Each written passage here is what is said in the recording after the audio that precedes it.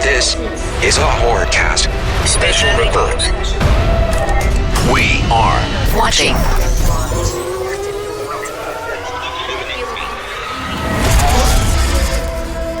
Hoardcast. Special report. Guys, thanks whoever's out there for tuning in. I'm so sorry you have to see me. I don't know why he wants to put me on. We're talking about good stuff. We're talking about Dune. We're not wasting time on Star Wars Card Trader today. Crystal from the side. Okay, cool. Back to Dune. Hey guys, we're here to talk about something that doesn't suck for a change. It's fucking Dune. Dune fucking rules, and I'm a big fan of it, and I have been forever. And I this is something I don't talk a lot about Dune, other than the fact that I gush about how much I love it. But I don't talk really about my basis and why I love it so much. Dune came to me at a time that was really fucking hard for me, and I was really fucking floundering, I felt like, and I was very close in age to Paul Atreides, and I had been literally lifted from this beautiful place that I was living here in Florida and transplanted into this fucking frozen hell in goddamn Ackworth, Georgia, that I did not want to fucking be, where every fucking buddy looked like goddamn Goober from fucking Andy Griffith and drove a goddamn General fucking Lee car. And so I was miserable. I hated everything. I hated my school. I had no friends. I didn't look like anyone. I didn't dress right. Everything was fucking horrible in my life as a teenager, plus angst and all the fucking everything that goes with it. And so one day in class, I had an assignment to do this fucking book report. It was like 1/4 of the grade in English, and I didn't give a fuck. The teacher I had was a basketball coach. He didn't know a fucking book from a goddamn hole in the ground. And so when he handed out the book list, I looked at it, didn't see anything I liked. Well, I had just started reading Dune. And I'm like, well, this guy's a fucking moron. This is a big, thick fucking book. If I wave this in front of him, he'll let me read this instead. So sure enough, I fucking did. I took it to the guy and I said, hey, can I read this instead? And he fucking leafed through, looked to the last page, saw 520 pages or some shit, and said, yeah, go, dummy. Because everybody else is reading Catcher in the Rye, like 112 goddamn pages. So, long story short, I didn't finish the book. It's big and it's deep, and I really was into it, and I really got into it, and I was forcing my way through, and I didn't want to because I was enjoying it so much. And so I stopped myself and I slowed down and I didn't finish it.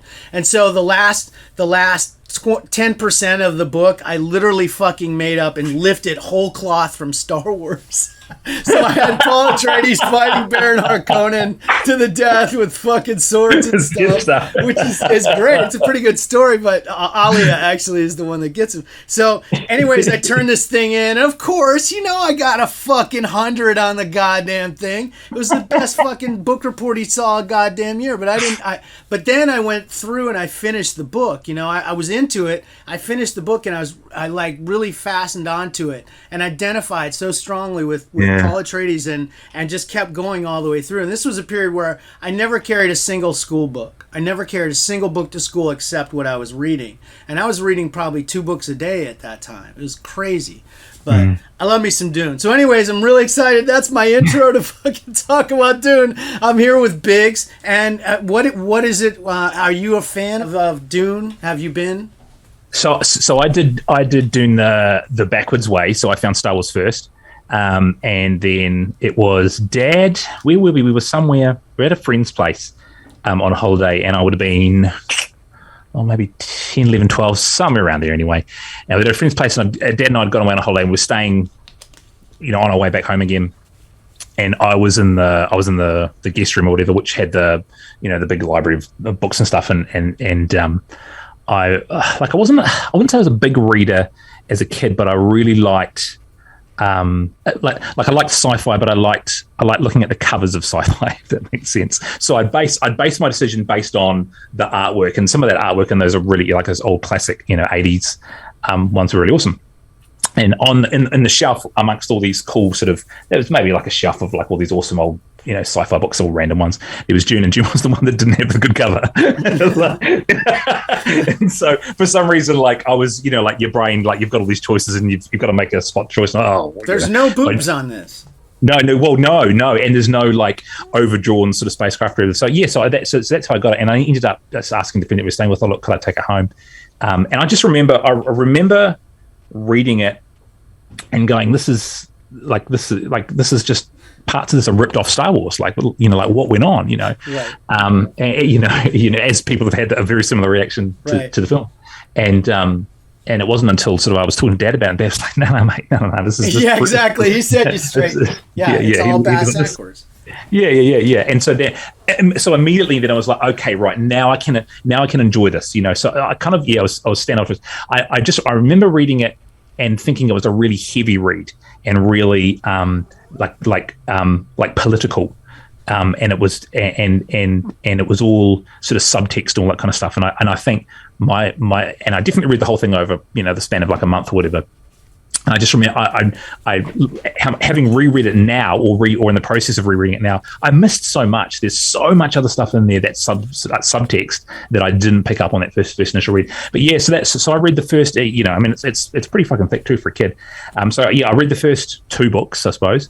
Or the first one, and then I can't recall if I did read the third, but I have a working, sort of basic knowledge of what goes on. So when you say third, you're thinking of Dune Messiah, which is actually the next volume. The second, Dune is actually broken into 2 books within the covers of the book Dune. Yes, correct. Yeah. So I for many years thought I'd got like a combo version of the book. Does that make sense? Yeah, and that's really just the book. That's how. It was just based on the fact that like New Zealand often gets stuff. It's funny, because we've talked about this a few times, and you keep referring to the first 2 books, and I have to keep stopping myself and going, no, he's talking about Dune. Yeah, I just assumed like one had come out ages ago and one had come out next, and they'd put 2 together in the book, and New Zealand had finally got the book. I would love to know what cover y'all got, because there's some crazy covers. There's some beautiful covers too. There's an artist called I can't remember his first name, but Schoenherr is the artist that did some of the best Dune artwork, and he did a lot of calendar artwork and stuff like that.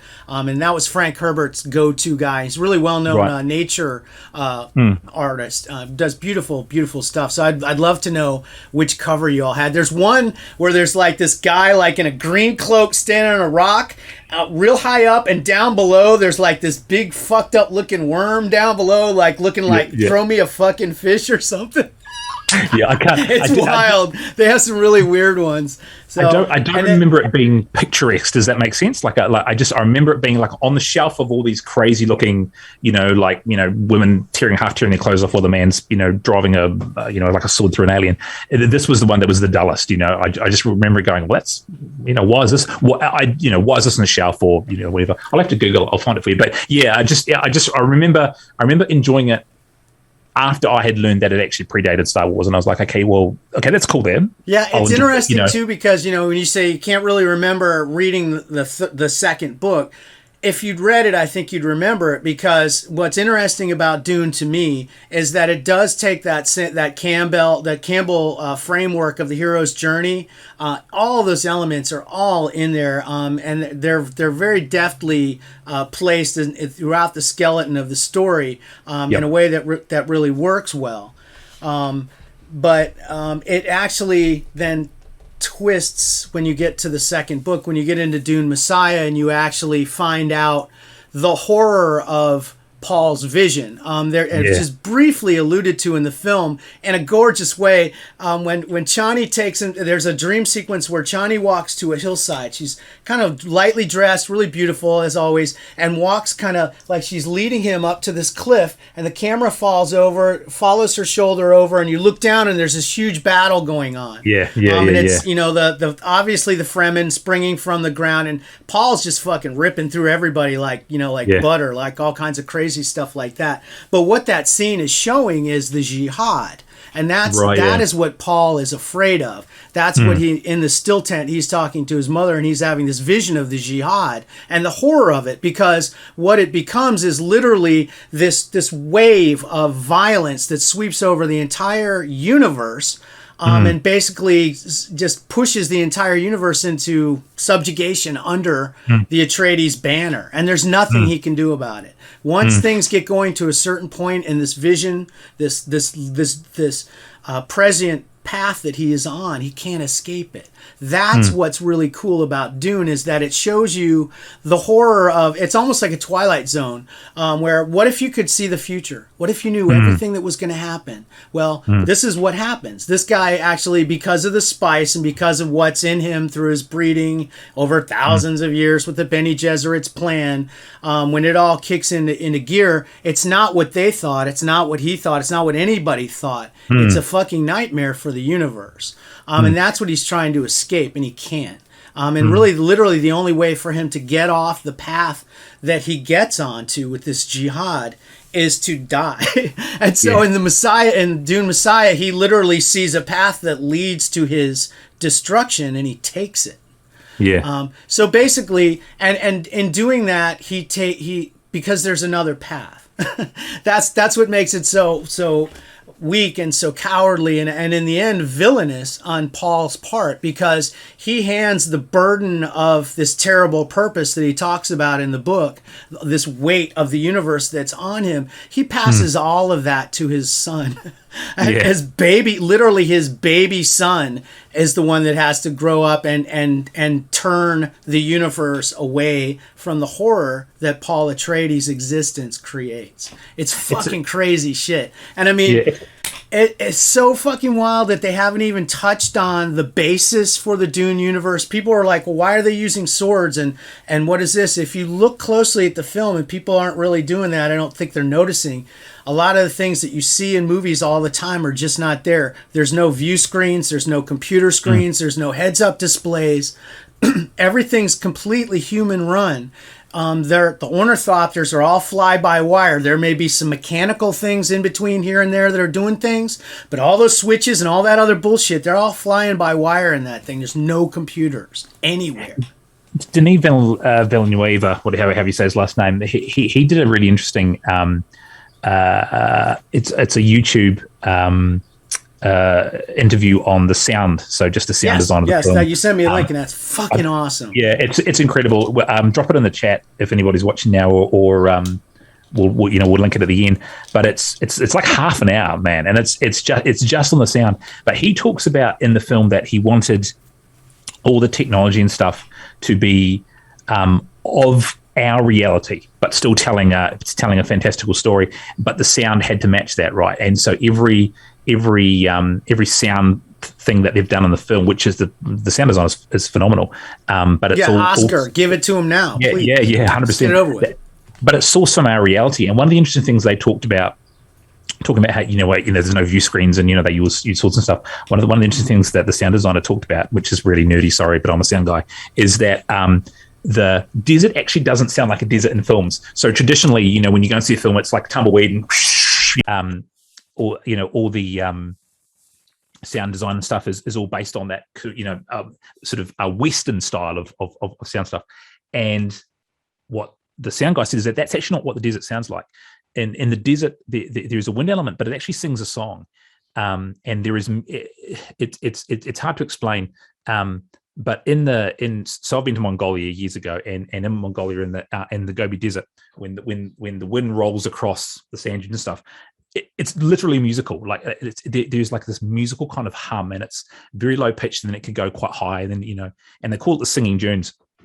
And then as you go further up the hill, you can hear more and more of the sound. It's not a wind sound; it's a note sound. So what he was saying is that we can create these fantastical sound design or these fantastical ideas, but actually use it from the real world, and that gives people a connection to the fantasy of it all, I suppose.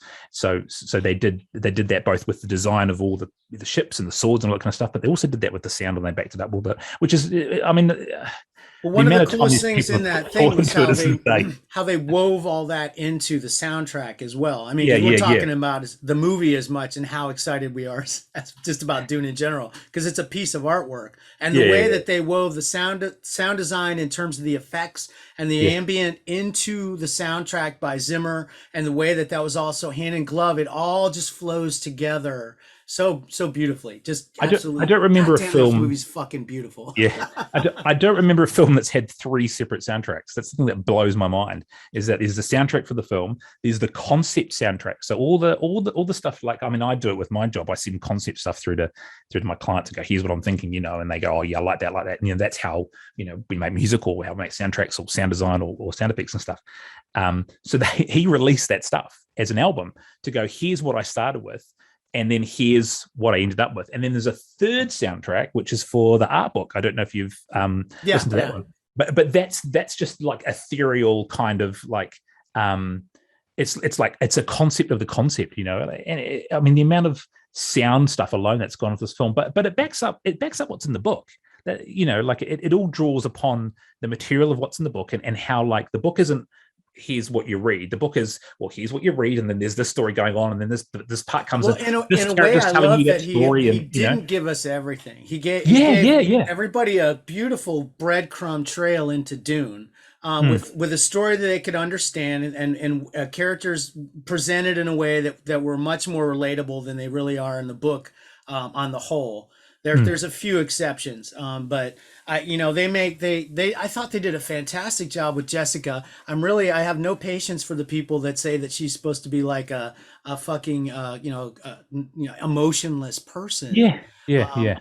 They have control. They have control, and they have incredible powers, the Bene Gesserit. But she has emotion in the book. She talks about her relationship. Like, she has emotion in the book. She's not emotionless. Like she's concerned about why he's pushing her away and stuff. You know what I mean? Like, yeah, and it's painful in the book. The story is a lot more painful in terms of what Jessica and Leto go through before that, because they know they're rats in a cage. They're doomed, and they're literally holding on to these last minutes with each other, in the face of it, because he's so fucking brave. It's just like his grandfather fighting the bull. These Atreides do not fucking back down, man. Well, and they didn't have in the movie. They don't cover any of that subplot about him sort of isolating her because he's trying to use her to basically push out the real to flush out the actual traitor.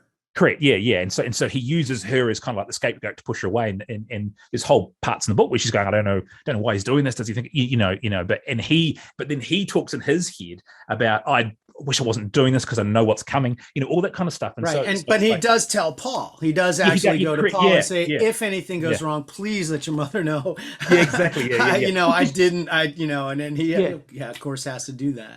But that simple little thing, and what you were talking about earlier about the foreboding and stuff like that simple little thing is almost like a prerequisite to Paul's decision later on in Messiah, right? Because like Leto is like he's a hero, but he's also in many ways a bit of a coward, like he's doing what he thinks is the right thing to do, within his knowledge of what's going on, knowing that something is going to happen, right? So he's trying to protect his family as much as he possibly can, but also he's thinking, well, I'm just going to sacrifice myself, right?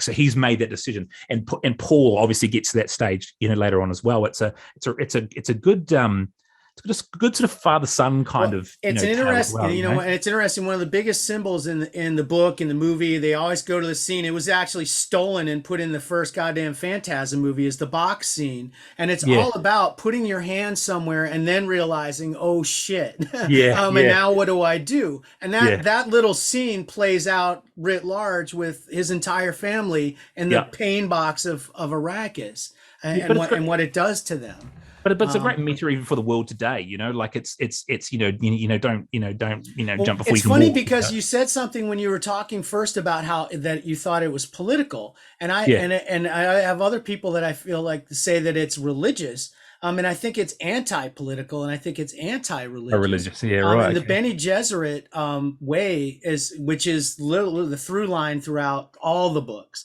is so just cynical.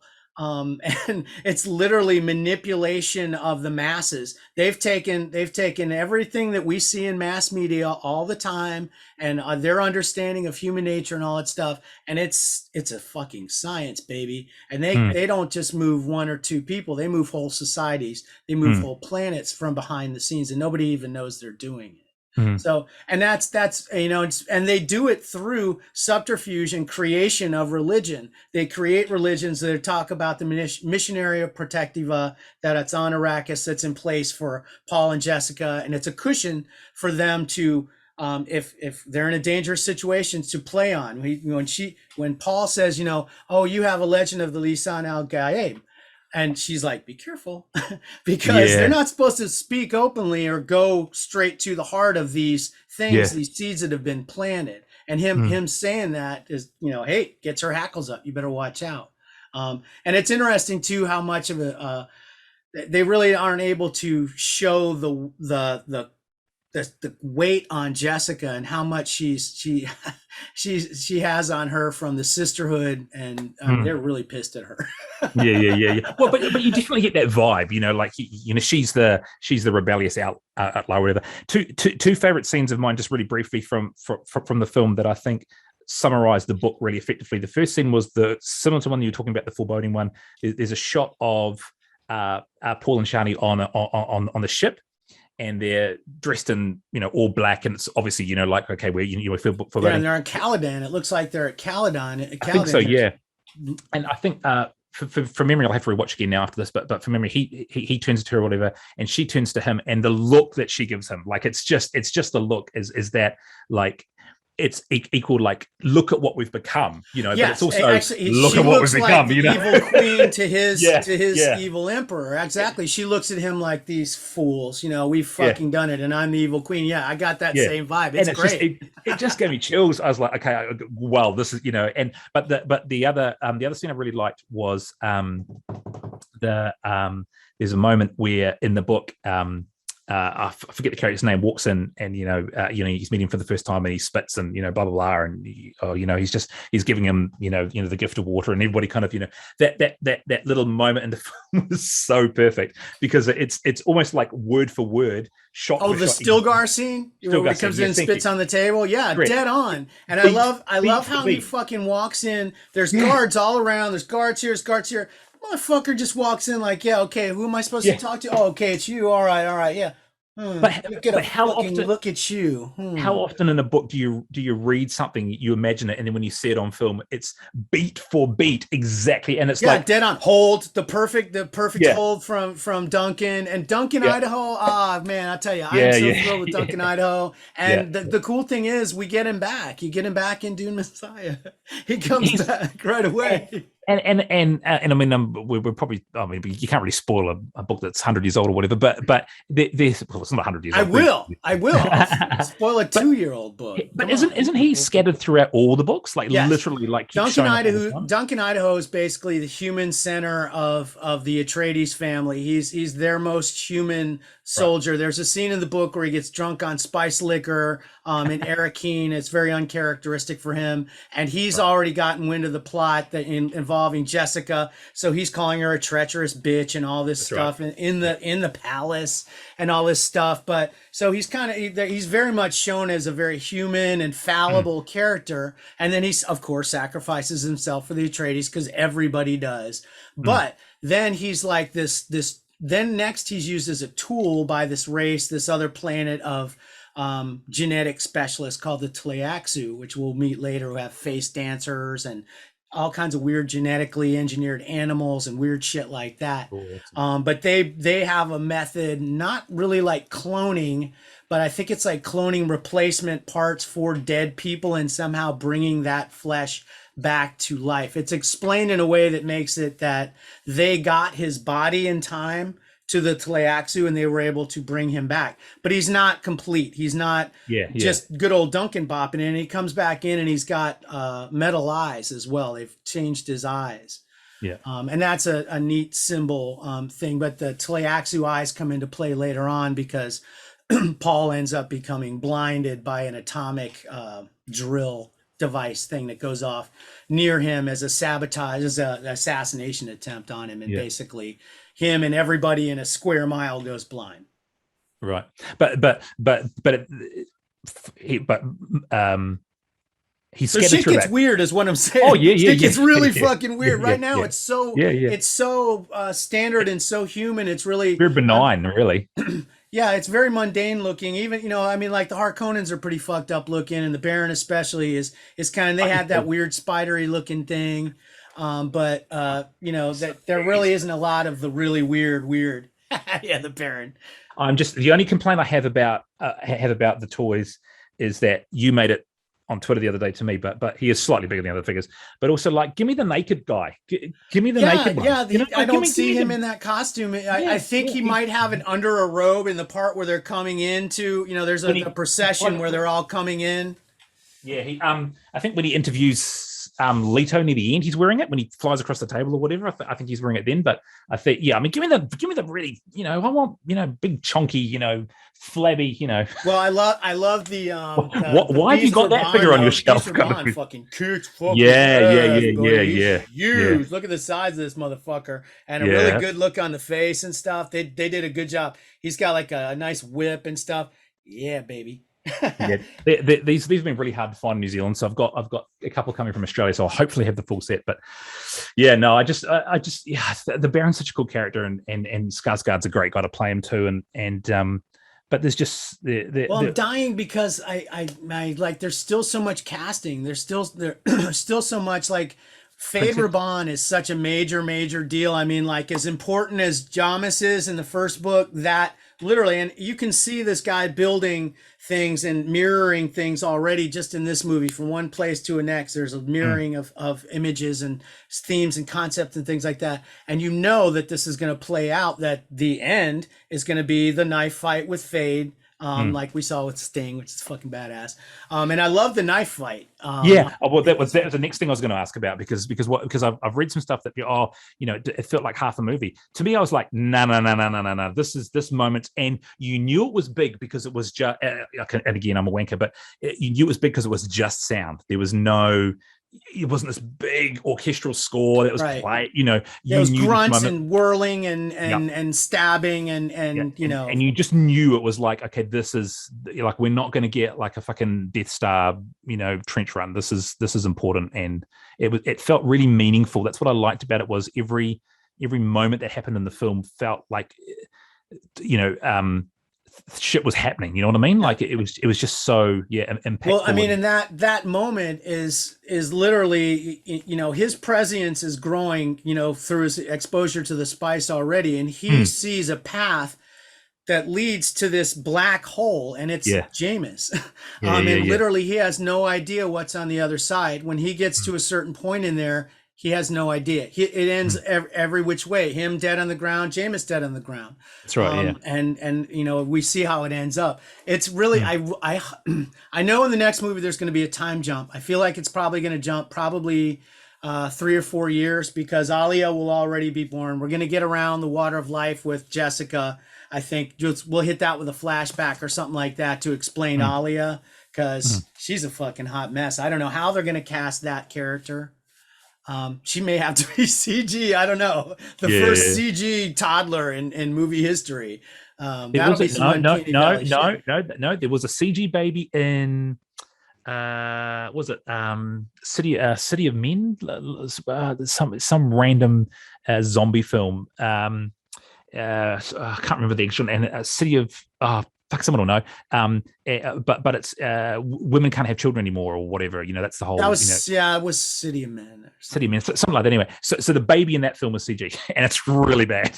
Yeah, well, if they were gonna try, I don't know. They don't need a baby. They need like it's probably Alia about 3 years old is terrifying. Yeah. Because she's a smart old lady, and there's a bunch of scenes with Alia. But I really want a time jump. I want it to open in the siege. And I literally want Paul to wake up because he hears a sound. He sits up out of bed. Johnny's not there. He walks out of the room, and in the hallway, she has just killed somebody because they came to challenge him. Because in the book, she kills like almost all his anybody that comes to wants to fight him.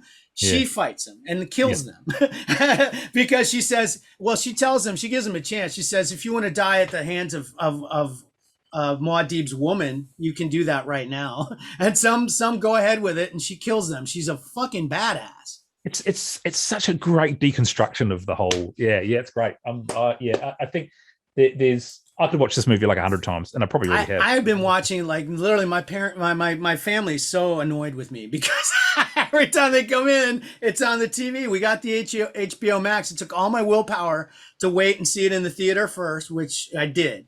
And then as soon as I got home, it's on, and I'm watching it nonstop for days and days and days and days and days.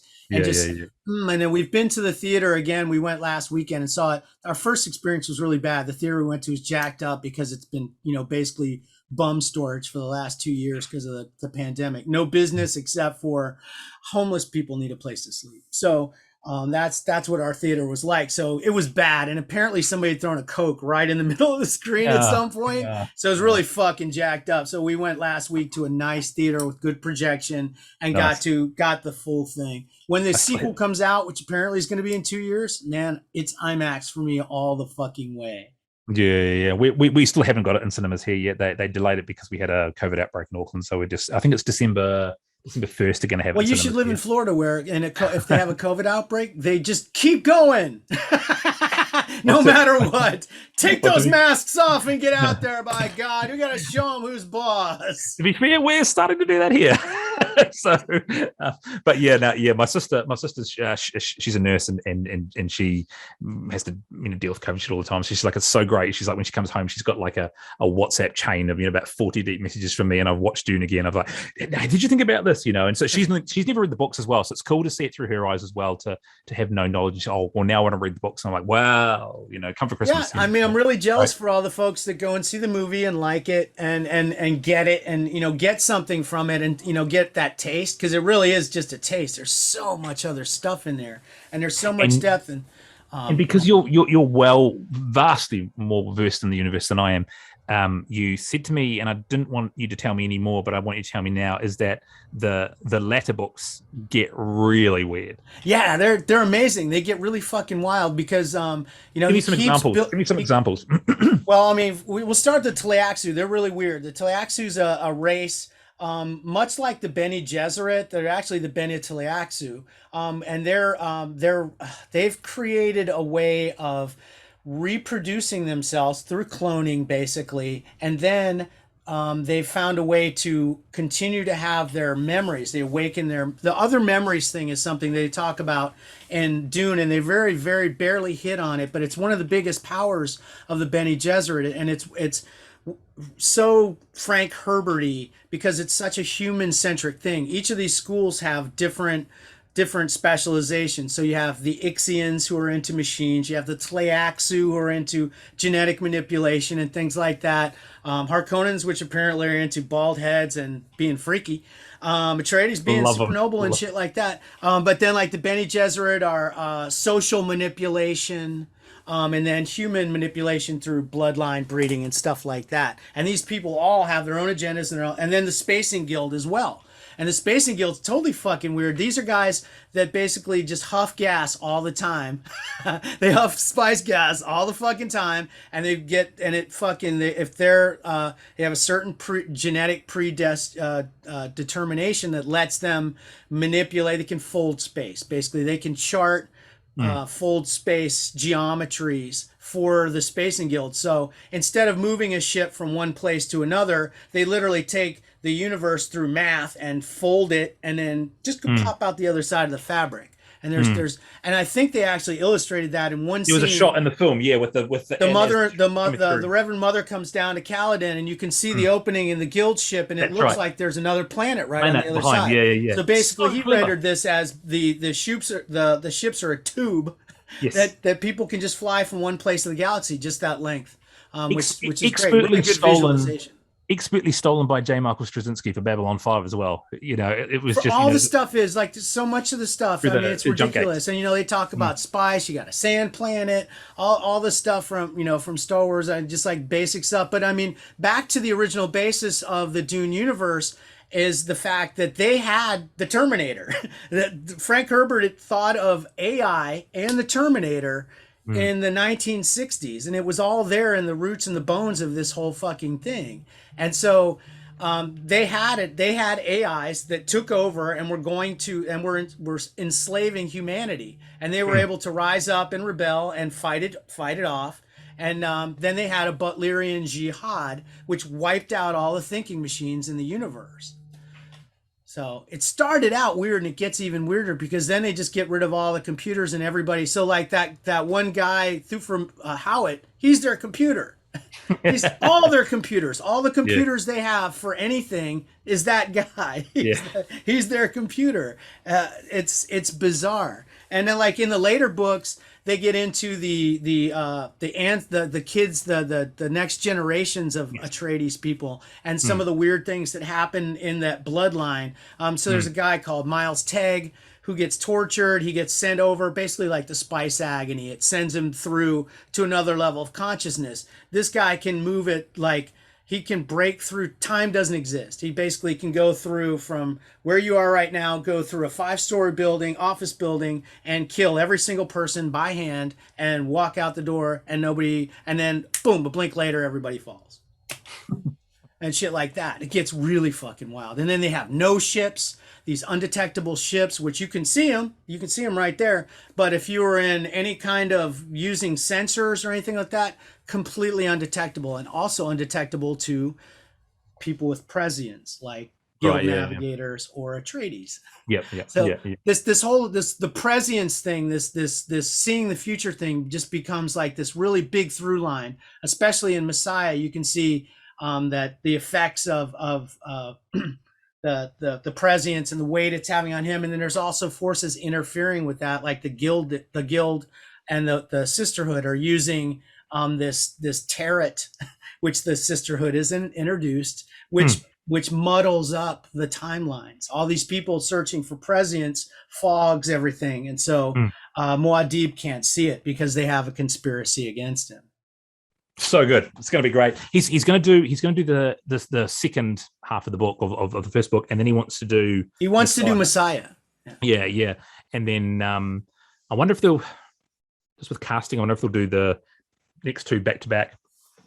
That would be a good idea. Although they probably want to, they have to recast Alia because there's going to be a time jump when you get to the time of Messiah, because Paul's gone. He's been gone for a while, and then, spoiler warning, a mysterious figure returns from the desert, a blind Fremen led by a small boy who looks eerily familiar. Yeah. It's Paul. It's Paul.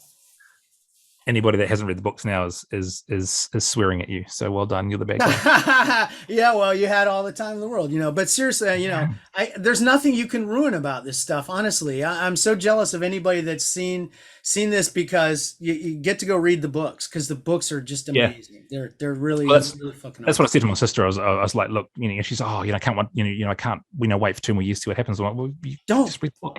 Don't read it. Like, you don't have to. But when this one ended, and a lot of people said it felt like half a movie. It felt like the end of Fellowship of the Ring to me.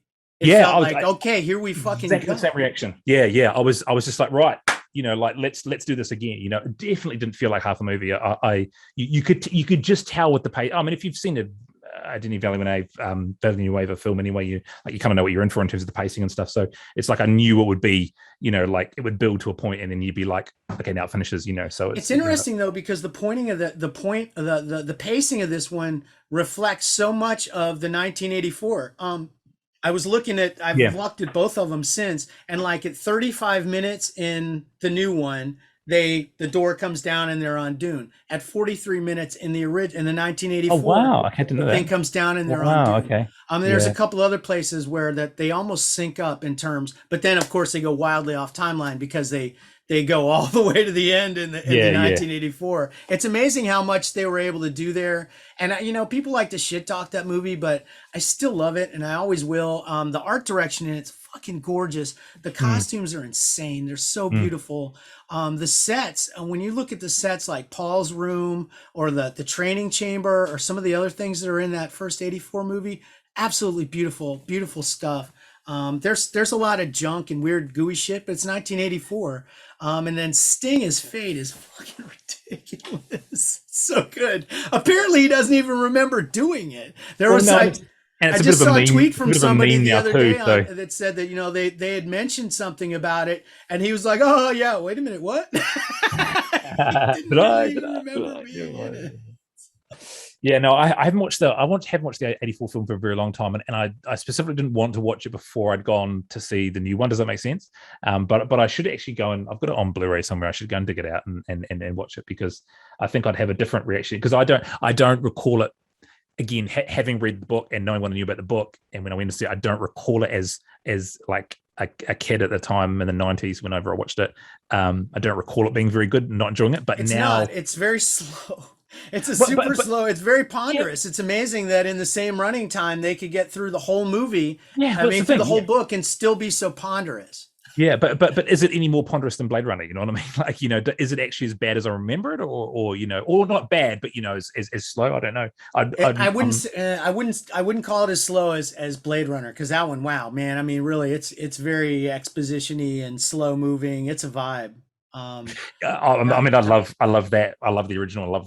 There's stuff in the '84 that does not age well. Wow. No. I mean, that's how he was portrayed in the book. There was a lot of, obviously tons of homophobia, and in the '60s, I think very commonly homophobia equaled pedophilia. And there's a great deal of that in the book. Portrayed, and then it's I think it's even worse in the movie that we didn't need that scene. Really, there was references to, it was more sly in the book. There was references to a needle that was buried in the thigh of a slave boy in a certain place the Baron's known to like to touch, and that he evaded that assassination attempt. And that's about as far deep as they got into that whole area, but they got a little further into it, I thought, visually in the '84, and I could have done without that. Yeah. The heart plug thing, that was a weird ad. David Lynch, God bless him, he's a treasure. Have you? And that reminds me, we lost our Dr. Huey this week. Oh, really? Yeah, Dean Stockwell died. Oh, yeah, yes, yeah. That's a shame. Yeah. I felt bad about that, and that was an actor I always wanted to meet, and I did meet Brad Dourif one time, and he was really weird. He was great in Battlestar Galactica. I didn't watch much of Quantum Leap. I don't recall it being on television here, but I've definitely watched it later years. But he was Battlestar Galactica was my. He was really cool. What was he in Galactica? He was one of the Cylons. Oh, that's right. He was like the voice of one of the like Lucifer or something. Yeah.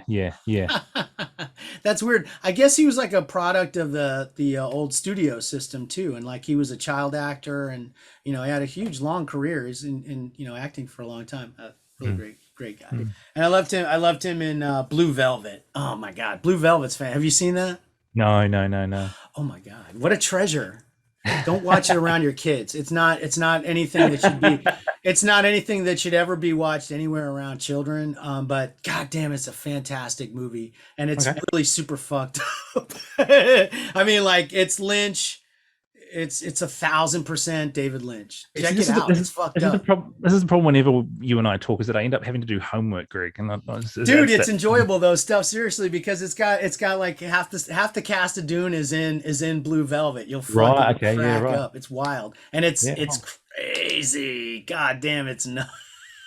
I love it. It's on my list. I mean, like, I always put it in my top 5, and people then look at me like there's something wrong with me, and I'm like, hello, you didn't get that already? Jeez. So, you like. Enjoy what you like. But Dune's fucking awesome. Looking forward to part 2.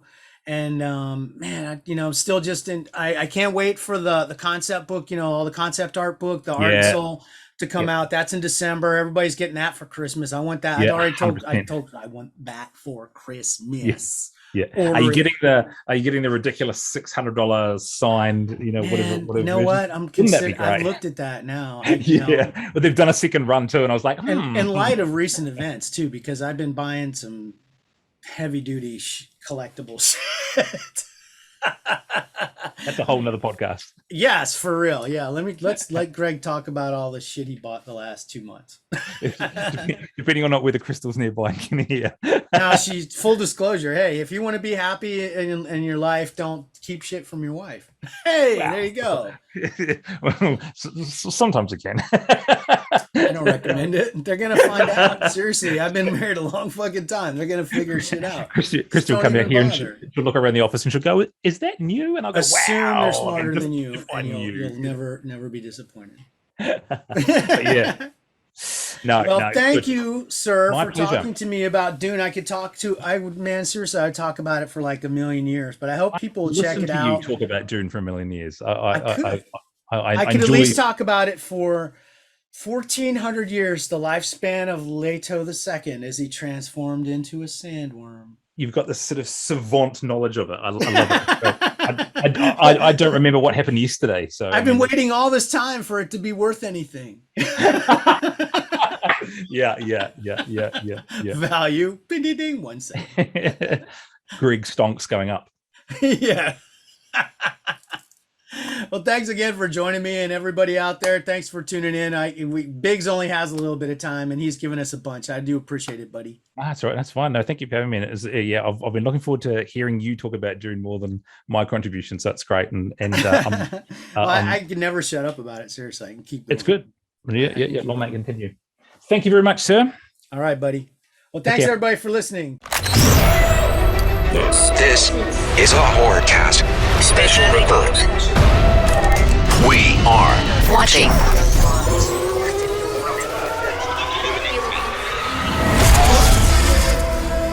Hoardcast. Special report.